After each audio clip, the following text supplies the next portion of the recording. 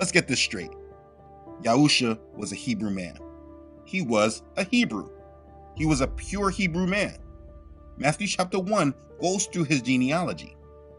It was important to Matthew to explain this because this made sure that the Hebrews who were following the prophecy knew he was the true Messiah who descended from King David. But yes, he was a Hebrew man. He was raised by Hebrew parents. He spoke in Hebrew synagogues and taught amongst them.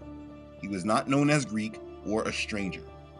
Like I explained in part 2 of that series, if you understand Israel from their history and how important it was for them to separate from the other nations, we know that assimilating into Greek culture was not acceptable to those who were following and still believing in Yahuwah.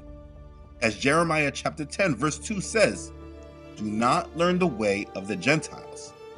So if you understand this culture of the Hebrews to not learn the way of the Gentiles, it should not be hard to understand that those who followed Yah were not to attach to the way of the heathens.